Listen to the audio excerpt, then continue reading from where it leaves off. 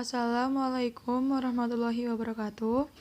Saya Khalilah Mukasari Batubara dari kelompok 8 yang beranggotakan Risma Rendika Pramesthuti dan Sari Rahmawati akan mempresentasikan manajemen kesiswaan yang berjudul Manajemen Kelas Efektif. Jawab pendidik atau guru profesional. Guru profesional adalah semua orang yang mempunyai kewenangan serta mempunyai tanggung jawab terhadap pendidikan siswa, baik individual atau klasikal.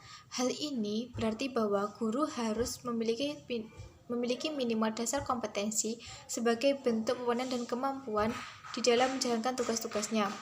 Menurut Undang-Undang Nomor 20 Tahun 2003 dan Undang-Undang Nomor 14 Tahun 2005, tugas pokok guru adalah: yang pertama, guru sebagai pendidik; yang kedua, guru sebagai pengajar; yang ketiga, guru sebagai pembimbing; yang keempat, guru sebagai pengarah; yang kelima, guru sebagai pelatih; dan yang terakhir yaitu guru sebagai penilai. Pengertian manajemen kelas efektif.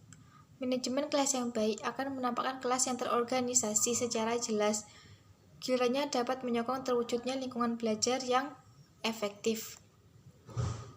Manajemen kelas yang efektif adalah manajemen kelas yang dapat menumbuhkan kelas yang efektif.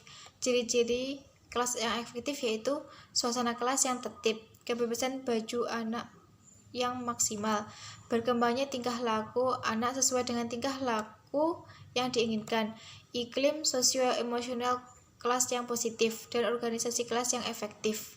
Selanjutnya, membangun manajemen kelas efektif. Manajemen kelas yang efektif dirumuskan sebagai kemampuan guru membangun lingkungan belajar yang kondusif untuk meningkatkan keterlibatan serta partisipasi siswa atau peserta didik dalam belajar, sehingga dapat dicapai hasil belajar yang optimal.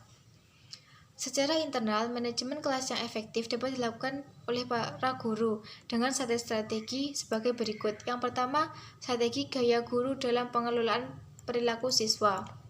Yang kedua, strategi ruang, yaitu rekayasa setting kelas. Yang ketiga, strategi instruksional. Guru berupa penggunaan metode pembelajaran yang variatif seperti model group work. Sedangkan sebagai faktor eksternal pada tingkat manajemen sekolah, hal-hal yang ditemukan mendukung pelaksanaan manajemen kelas yang efektif yaitu: 1. Mengoptimalkan beban kerja guru dari sisi jumlah siswa dalam kelas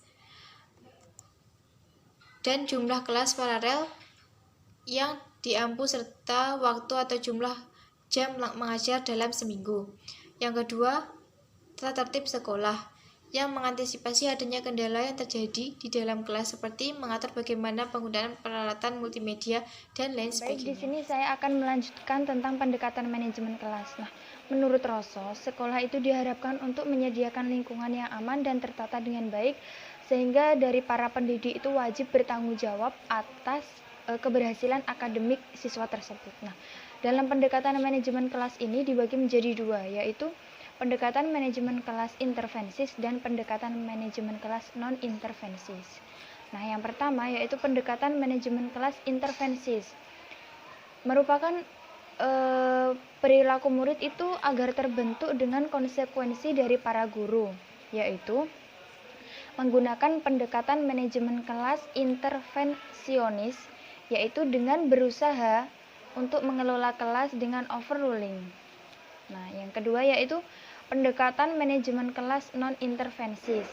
Di sini pendekatan ini itu untuk menghilangkan masalah perilaku apapun yang sebelumnya terjadi di dalam kelas. Nah, sehingga para guru itu mendiskusikan cara-cara yang tepat untuk bertindak di kelas, sehingga guru-guru juga dapat memberi tepuk tangan atas perilaku siswa yang mampu memberi apresiasi dengan baik, sehingga siswa yang lain juga ikut bersaing dalam kebaikan perilaku. Pada intinya, pendekatan yang kedua ini yaitu pendekatan manajemen kelas non-intervensis itu pendekatan untuk menghilangkan masalah perilaku apapun yang sebelumnya terjadi di dalam kelas. 3 yaitu pendekatan manajemen kelas interaksionis. Nah, pendekatan manajemen kelas interaksionis ini merupakan campuran antara gaya manajemen kelas non-intervensi dengan gaya manajemen kelas intervensionis, sehingga menghasilkan pendekatan manajemen kelas interaksionis. Dari beberapa pendekatan di atas, tidak ada satu-satunya pendekatan yang ampuh untuk bisa mengendalikan perilaku peserta didik di kelas.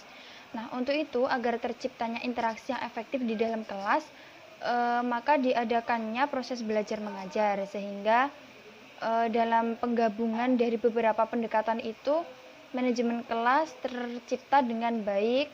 Tentu harus melihat berbagai latar belakang kondisi lingkungan, karakteristik perilaku peserta didik, kelengkapan sarana pendukung, dan lain-lain.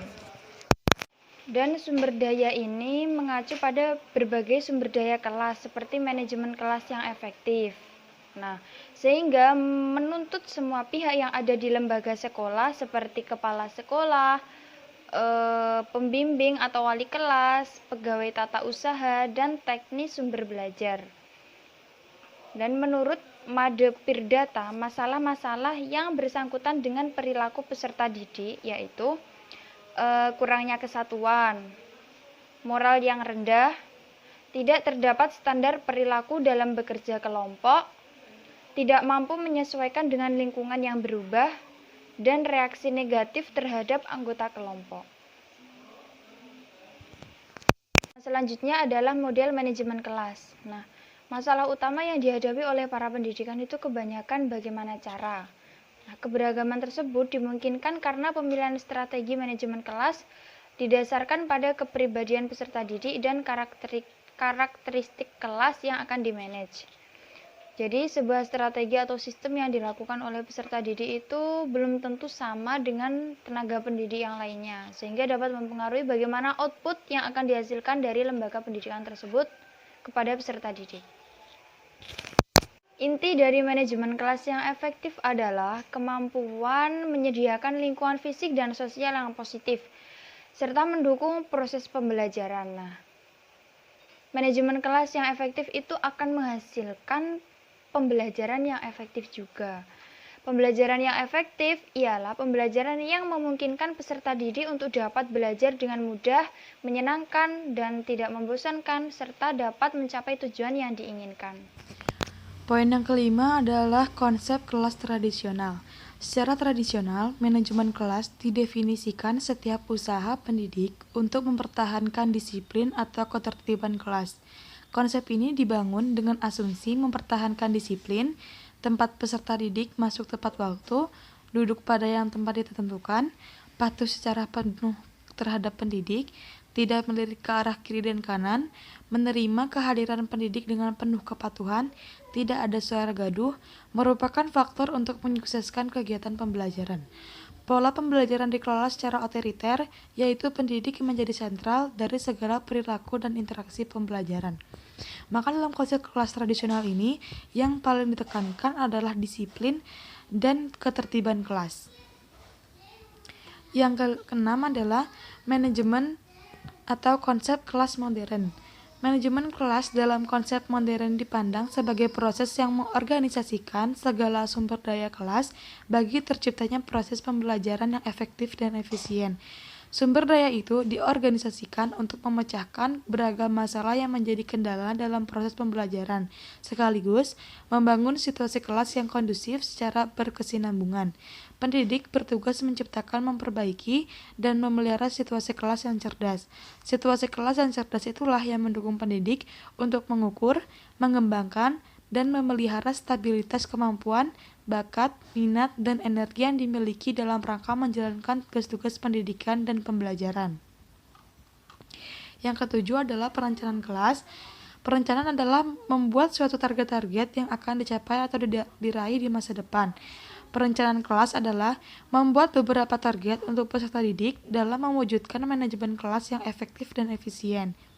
Perencanaan di sini berarti pekerjaan guru untuk menyusun tujuan belajar yang meliputi memperkirakan tuntutan, merumuskan tujuan dalam silabus kegiatan instruksional, menentukan urutan topik yang harus dipelajari, dan mengalokasikan waktu yang tersedia dan menganggarkan sumber-sumber yang diperlukan. Yang kedelapan adalah pelaksanaan manajemen kelas. Dalam pelaksanaan manajemen kelas tentunya bukanlah hal yang mudah. Memanage kelas merupakan keterampilan yang harus dimiliki pendidik dalam memutuskan, memahami, mendiagnosis, dan bertindak menuju perbaikan suasana kelas. Di antara aspek yang perlu mendapatkan perhatian dalam manajemen kelas adalah sifat kelas, pendorong kekuatan kelas, situasi kelas, tindakan selektif, dan kreatif. Menurut Harsanto, mengemukakan aspek-aspek yang perlu diperhatikan dalam pelaksanaan manajemen kelas yaitu sifat-sifat kelas, kekuatan pendorong kekuatan kelas, memahami situasi kelas, mendiagnosis situasi kelas, bertindak selektif, bertindak kreatif, dan memperbaiki kondisi kelas. Mungkin hanya itu yang bisa kami sampaikan. Mohon maaf bila ada salah-salah kata. Wabillahi taufiq wal hidayah. Wassalamualaikum warahmatullahi wabarakatuh.